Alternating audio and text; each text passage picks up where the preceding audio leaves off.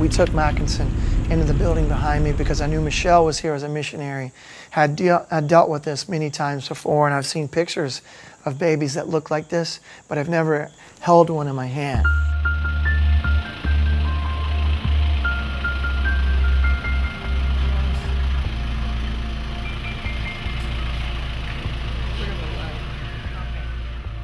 This baby was probably in stage 4 malnutrition. Stage 5 is an irrecoverable state. This baby was just days away from that. We actually took Mackenson into the kitchen, washed him up a little bit, put him on a scale here. And I believe we weighed him with clothes on, and he weighed like 4.1 pounds. That's close.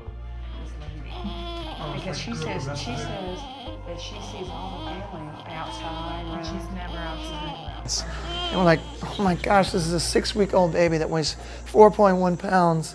That's living in a tent, or not even a tent, probably under a sheet at this point, and a teenage mother, you know, cooking by a fire. And we're like, okay, we got to get this baby to the hospital. We get a hold of Dr. Jollicare. We rush into the truck. We jump in. I mean, they get like you got a couple days or a day.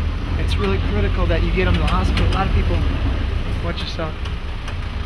They're like, oh, you know, the baby, they stop eating, they get diarrhea, and then it just surprises you. They just go downhill so fast, and they die of malnourishment. And like what this doctor will probably try to do is somehow get an IV into the arm. But in a lot of cases, they can't even find a vein. They can't even get an IV. So we'll go through some place in the head, or just to try to get them to take liquids.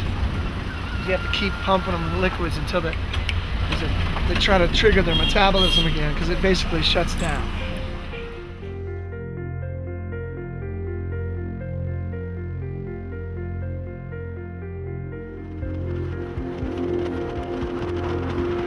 You're here to document this, because it's, you know, we've gotten pictures, but we've never been able to really capture this on film at all, like what happens, because it's like mothers, they just don't know. Yeah. And it's got to happen so quickly. Yeah, like in this case. You got to do it. That baby would probably be dead tomorrow. Yeah, yeah. And the urgency of it, and it's not just happening once here, it's in so many places still. They live right on the edge of existence, you know, when baby goes bad. Yeah, yeah, the existence is so low, and especially after the earthquake, you know. But that's why we're here, to help build them up, so that they can grow as a nation. So we loaded up the truck again and sped down east of here about 4 or 5 miles as our pediatrician, Dr. Jollicare. We made our way up his driveway. His house is like up in the jungle. It was pretty dramatic.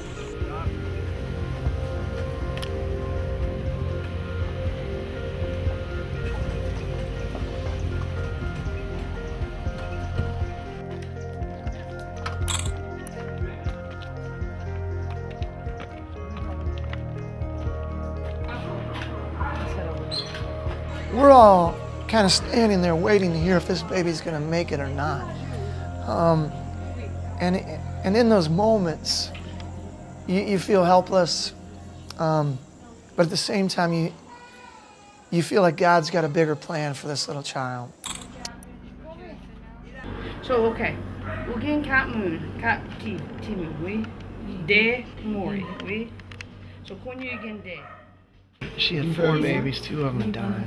So she's asking them why the other 2 babies had died, whether it was malnourishment or dehydration. It took a couple minutes for him to come down. He was doing something, and then he came out on the porch, and the conversation was a little, you know, cluttered at first, but basically we kind of walked through this process of, you know, this mother had this baby who was starving to death. He looked a little perturbed at the mother. And then we found out through the conversation that she already had 2 babies that passed away. We asked her how that happened. She said, I don't know. And then the doctor was like, oh, this is pretty bad. He pulled his blanket back and did some tests, and I could tell that he wasn't completely stressed out, that everything was going to be okay. So we started to take a deep breath. Premature. Premature? Premature. Premature. He basically told us that this baby was a premature child, and that being a preemie, that he needed specific special care that this woman, this mother, who was probably a teenager, couldn't give and wasn't giving him. And he said that this baby needed to go to the hospital right away or this baby would die.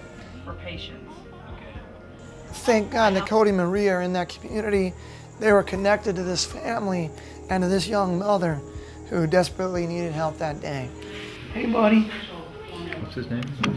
His name is Mackenson. Mackenson. Is she capable mentally of taking care of the baby? Does she want the baby?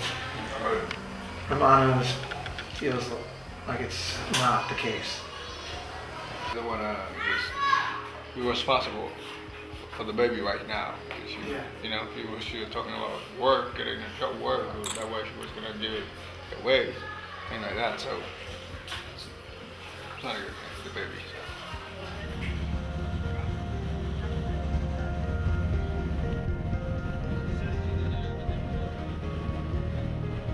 Say this is one of those times that you have plans A, B, and C, but you end up doing F, because you know you have all this stuff planned for the day, but then something happens like this and you end up having to change your whole mindset for the day. I'm sorry. But it's all worth it if you save a baby's life. That's what we're here for.